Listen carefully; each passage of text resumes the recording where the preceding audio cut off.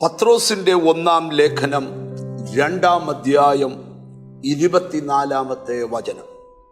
നമ്മുടെ പാപങ്ങളെ ചുമന്നുകൊണ്ട് ക്രൂശിൽ കയറി അവന്റെ അടിപ്പിണരുകളാൽ നമുക്ക് സൗഖ്യം വന്നിരിക്കുന്നു. ക്രിസ്തുവിന്റെ കാൽവറി മരണത്തെ പത്രോസ് അപ്പോസ്തലൻ വെളിപ്പെടുത്തുന്ന ഭാഗമാണ് നാം ഇവിടെ വായിച്ചു കേട്ടത്. നമ്മുടെ പാപങ്ങളെ ചുമന്നുകൊണ്ട് യേശു ക്രൂശിൽ കയറി. യേശു ക്രൂശിൽ കയറിയത് ക്രിസ്തു ചെയ്ത പാപത്തിന്റെ പരിഹാരത്തിനല്ല, ഞാനും നിങ്ങളും ചെയ്തു കൂട്ടിയ പാപത്തിന്റെ പരിഹാരത്തിന്. ക്രിസ്തുവിന്റെ ജനനത്തിന് വർഷങ്ങൾക്ക് മുമ്പ് പ്രവചിച്ച യെശയ്യാവ് എന്ന് പറയുന്ന പ്രവാചകൻ പ്രവചന പുസ്തകത്തിൽ എഴുതി, നമ്മുടെ എല്ലാവരുടെയും അകൃത്യം അവന്റെ മേൽ ചുമത്തി. ഏദനിൽ നഷ്ടപ്പെട്ട സർവ്വ ദൈവ തേജസ്സും നഷ്ടപ്പെട്ട സകല അനുഗ്രഹവും മാനവരാശിക്ക് തിരികെ പിടിക്കേണ്ടതിന് ഇതാ യേശുക്രിസ്തു എന്ന രക്ഷകൻ കാൽവറി ക്രൂശിൽ നമുക്ക് വേണ്ടി യാഗമാകുകയാണ്. ക്രൂശിലെ 7 മൊഴികൾ ഏറ്റവും പ്രധാനപ്പെട്ട ഒരു കാര്യമാണ്, കർത്താവേ ഇവരോട് ക്ഷമിക്കണമേ. ക്രൂശിൽ കിടക്കുന്ന ക്രിസ്തു പറയുകയാണ്, ഇവരോട് ക്ഷമിക്കണം. തന്നെ ദ്രോഹിച്ചവരോട്, തന്നെ ക്രൂശിച്ചവരോട് പിതാവിനോട് അപേക്ഷിക്കുക, കർത്താവേ ഇവരോട് ക്ഷമിക്കണമേ.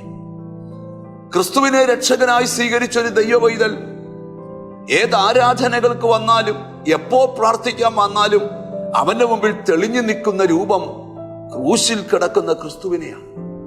കാരണം ആ ക്രൂശിക്കപ്പെട്ട ക്രിസ്തുവാണ് നമ്മുടെ ജീവിതത്തെ മാറ്റിമറിച്ചത്.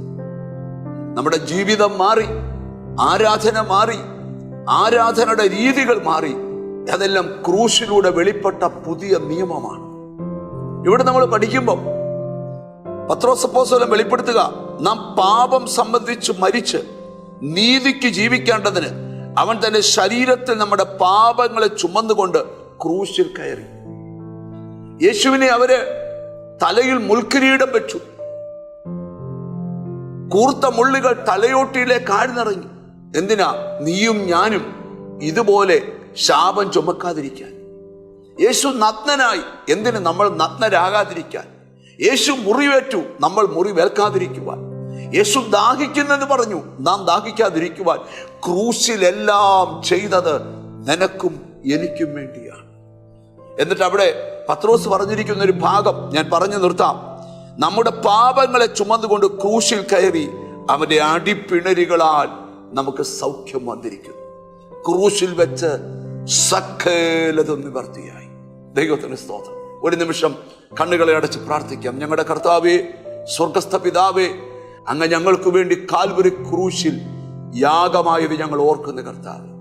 അങ്ങയുടെ കൃപയും അങ്ങയുടെ കടാക്ഷവും ഞങ്ങൾ ഓരോരുത്തരുടെ മേലും വരണമേ.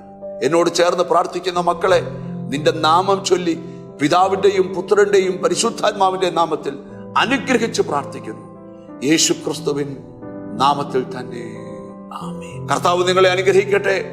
ക്രിസ്തുവിന്റെ ക്രൂശ് മരണം നമ്മുടെ ജീവിതത്തെ മാറ്റിയല്ലോ. ആ ആത്മസന്തോഷത്തിൽ ജീവിക്കാം. God bless you.